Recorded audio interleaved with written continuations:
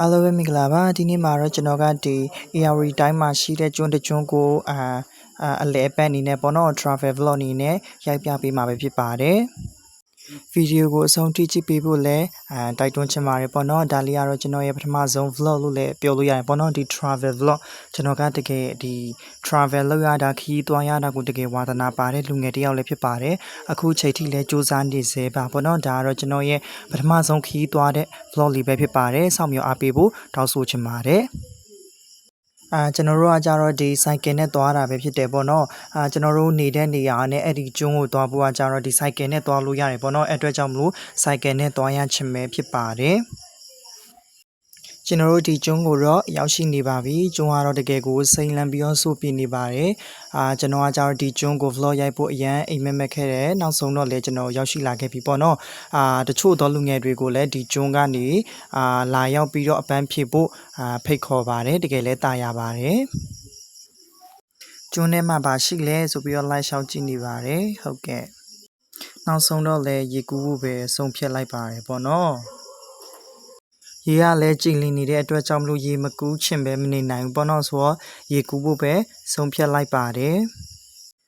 နောက်ဆုံးတော့လည်းပေါ့နော်ရေကူးဖို့စတင်ပြေးလွှားနေပါပြီစိတ်လှုပ်ရှားနေရပေါ့နော်ရေကူးမယ်ဆိုပြီးတော့အားတင်းထားတာပေါ့နော်ဟုတ်ပြီအကုန်လုံးပစ္စည်းတွေချနေပြီပေါ့နော်ရေစတင်ပြီးတော့ကူးပါတော့မယ်ပေါ့နော်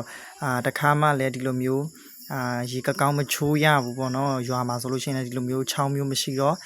တကယ်လဲဝမ်းသာပါတယ်နောက်ဆုံးတော့လည်းရေကူးခဲ့ရပြီပြီးတော့လည်းတကယ်လဲကြည်လင်တဲ့အတွက်ကြောင့်မလို့ကိုလည်းမနေနိုင်ဘဲနဲ့ရေစတင်ပြီးတော့ကူးပါတော့မယ်ဘာစကားတွေပြောနေရလဲတော့မသိဘူးပေါ့နော်ရေကူးဖို့ပဲစိတ်ထဲမှာရောက်နေပါတယ်ရေကတော့တကယ်သားရတယ်ပေါ့နော်တကယ်လဲကြောက်ဖို့လည်းကောင်းတယ်ပေါ့နော်ကျွန်တော်ဆိုလို့ရှိရင်ရေရှည်တာဆိုလို့ရှိရင်တိတ်ပြီးတော့ဟိုမဖြစ်ဘူးအရန်ကြောက်တယ်ပေါ့နော်ဒါပေမဲ့လည်းဒီတစ်ခါမှာတော့မဖြစ်အောင်ရေကူးမယ်ဆိုပြီးတော့ဆုံးဖြတ်လိုက်တယ်ဆိုတော့ဗီဒီယိုကိုအဆုံးထိကြည့်ပေးဖို့လည်းတောင်းဆိုချင်ပါတယ်ရေကတော့မကူသေးဘူးပေါ့နော်ဗီဒီယိုလေးတွေဟိုရိုက်ဒီရိုက်လေးနဲ့အနည်းဆုံးတော့အလှပလေးဖြစ်အောင်တော့အရင်ဦးဆုံးဗီဒီယိုလေးရိုက်လိုက်ပါတယ်ဟိုပြေးဒီပြေးနဲ့အခုချိန်ထိရေမကူသေးပါဘူးပေါ့နော်လူတွေကိုစောင့်နေတာပေါ့နော်အခုချိန်ထိရေမကူသေးပါဘူးဟိုပြေးဒီပြေးလေးနဲ့ပါပဲ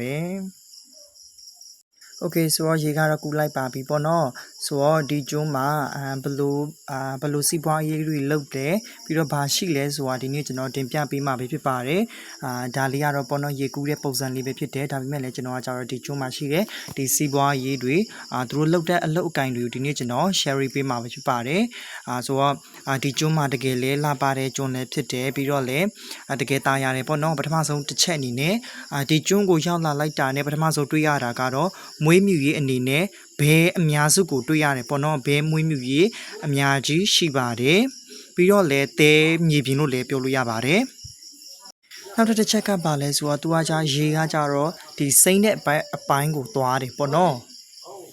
်ပြီးတော့ရေကတော့ရေဂျိုပါပဲပေါ့နော်တချို့သောလူတွေကကြတော့ငါဖမ်းတဲ့လုပ်ငန်းကိုလုပ်တဲ့သူတွေလည်းရှိတယ်အများစုကတော့ဘဲမွေးမြူရေးကိုတော့အများစုတွေ့ရတယ်နောက်တစ်ချက်ကပါလဲဆိုတော့အသီးတွေစိုက်တာများတယ်ပေါ့နော်ဒီဘလိုခေါ်မလဲကလောဥတွေစိုက်တာများတယ်ပြီးတော့ငပြောသီးတွေအများကြီးတွေ့ရတယ်ပြီးတော့တံပြာပင်တွေဆိုလို့ရှိရင်လည်းအများကြီးစိုက်ထားတာတွေ့ရတယ်ပြီးတော့ဒီဘက်ပိုင်းမှာဆိုလို့ရှိရင်ဈေးသက်သာတဲ့အပိုင်းတွေအများကြီးရှိတယ်နောက်ထပ်တစ်ချက်ကအများစုတွေ့ရတာပါလဲဆိုတော့ထမ်းပင်တွေအများကြီးရှိတယ်ပေါ့နော်ဆိုတော့ထမ်းပင်တွေရှိတဲ့အတွက်ကြောင့်မို့လို့လည်း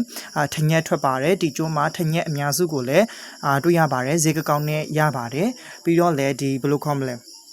ဲဒ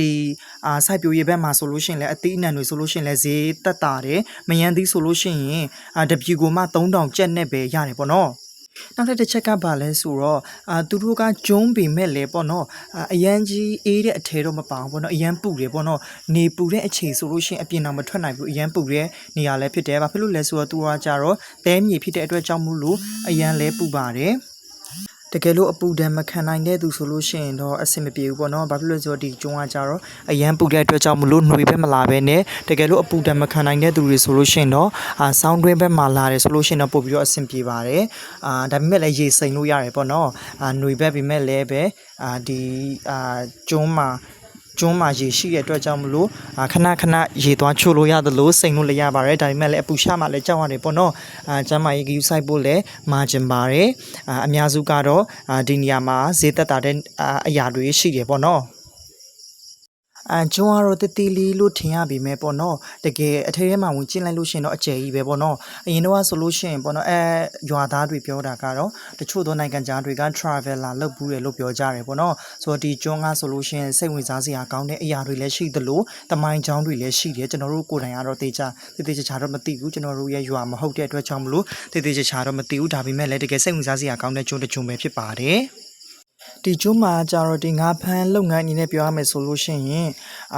ဒီကျွန်းကိုပိုင်တဲ့သူတွေလည်းရှိတယ်ပေါ့နော်ကျွန်းပိုင်ဆိုပြီးတော့သူ့ရဲ့နေမြေနဲ့သူပိုင်တဲ့သူတွေရှိတယ်ပေါ့နော်ဆိုတော့ငါးဖမ်းလုပ်ငန်းကိုကြတော့တိတိကျကျကျွန်တော်တို့မသိရဘူးဒါပေမဲ့လည်းပဲငါးဖမ်းလုပ်ငန်းရှိတယ်လို့တော့ပြောတယ်ပေါ့နော်ဆိုတော့အများစုကျွန်တော်တို့သိရတဲ့သူတို့ရဲ့စီးပွားရေးကပါလဲဆိုတော့စိုက်ပျိုးရေးဘက်တော့ပို့ပြီးတော့အားတန်တယ်ဘာဖြစ်လဲဆိုတော့စိုက်ပျိုးရေးဘက်မှာဒီကလောတွေပြီးတော့ဒီ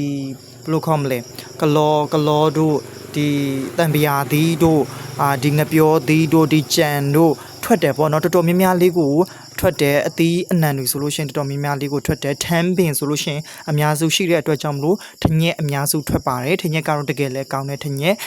အစ်စ်လို့လည်းပြောလို့ရရင်ပေါ့နော်တကယ်အရန်လဲကောင်းပါတယ်တော်တော်ချိုတဲ့ထညက်လည်းပြောလို့ရပါတယ်ပြီးတော့နောက်တစ်ချက်ကျွန်တော်သဘောကျတာကဘာလဲဆိုတော့ဒီနေရာမှာပေါ့နော်ဘယ်နေရာပဲဖြစ်ဖြစ်စစ်တီတုံးပေါ့နော်ဒီအတုံးလေးတွေကိုပေါ့နော်နေရာတိုင်းမှာတွေ့ရတယ်ပေါ့နော်တတုံးချင်းစီဒါကကြတော့ဘာအတွက်ထားတာလဲတော့မသိဘူးဒါပေမဲ့တကယ်တော့ကြောင့်အဲ့ဒီအတုံးလေးတွေကတကယ်လို့ဓာတ်ပုံရက်တယ်ဆိုလို့ရှိရင်တကယ်လေလာပါတဲ့လာတယ်ပေါ့နော်ကျွန်တော်ဆိုလို့ရှိရင်လည်းပဲဓာတ်ပုံတွေရိုက်ဖြစ်ခဲ့တယ်ပေါ့နော်ဆိုတော့ကျွန်တော်ဒီဗီဒီယိုအဆုံးမှာဓာတ်ပုံဘလို့ဓာတ်ပုံရိုက်ခဲ့လဲဆိုတာကျွန်တော်တင်ပြမှာဖြစ်တဲ့အတွက်ကြောင့်မလို့ဗီဒီယိုကိုအဆုံးထိကြည့်ပေးပါပေါ့နော်ဒီနေရာတွေမှာဆိုလို့ရှိရင်လည်းပဲ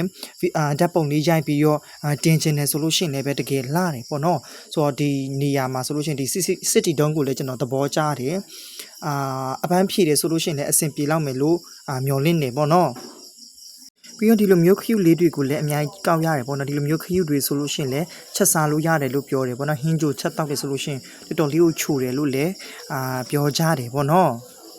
ပြီးတော့ဒီကျွန်းကိုပတ်တက်ဒီဆက်လေးလည်းရှိရပေါ့နော်ငါပြီးတော့လိုက်ပက်လို့လည်းရတယ်ဒါပေမဲ့ကျွန်တော်တို့ကတော့မပက်ဖြစ်ခဲ့ပါဘူးနောက်တစ်ခေါက်လာဖြစ်တယ်ဆိုလို့ရှိရင်တော့ပက်ဖြစ်အောင်ပက်ပါမယ်ရေကတော့ကူးလို့ပြီးပါပြီဆိုတော့ကျွန်တော်တို့တဲတဲ့နေရာကိုပြန်သွားတော့မှပဲဖြစ်ပါတယ်ရေကတော့အများကြီးမကူးနိုင်ဘူးပေါ့နော်မောတဲ့အတွက်ကြောင့်မလို့ဒီလောက်လေးပဲကူးဖြစ်ခဲ့ပါတယ်ဒါလေးကတော့ကျွန်တော်တို့ရိုက်ဖြစ်ခဲ့တဲ့ပုံလေးတွေပဲဖြစ်တယ်ပေါ့နော်တကယ်လှတယ်ပေါ့နော်အဲ့လိုမျိုးလေးပုံဒီစစ်တီတုံးလေးမှာပုံရိုက်ထားတာကျွန်တော်လည်းသဘောကျတယ်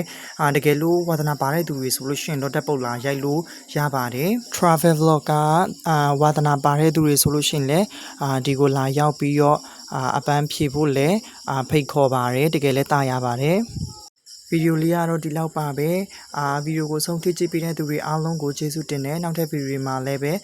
ထပ်ပြီးတော့ဘလို့ရေကူးခက်သေးလဲဆိုတာကိုတင်ပြပေးအောင်မှာမို့လို့ဗီဒီယိုကိုစောင့်ကြည့်ပေးဖို့တောင်းဆိုချင်ပါတယ်ကျွန်တော်ရဲ့ဒီ channel လေးဆိုလို့ရှိရင်အင်္ဂလိပ်စာနဲ့အခြားသောစိတ်ပိုင်းဆိုင်ရာဘူးတူသားတွေကိုshare ပေးနေတဲ့အတွက်ကြောင့်မလို့ကျွန်တော်ရဲ့ YouTube ဆိုလို့ရှိရင်တော့ subscribe ကျွန်တော်ရဲ့ Facebook page ဆိုလို့ရှိရင်တော့ follow လေးလုပ်ပေးခဲ့ဖို့တောင်းဆိုချင်ပါတယ်ဆိုတော့နောက်ထပ်ဗီဒီယိုမှာပြန်ဆုံမယ်နော် bye bye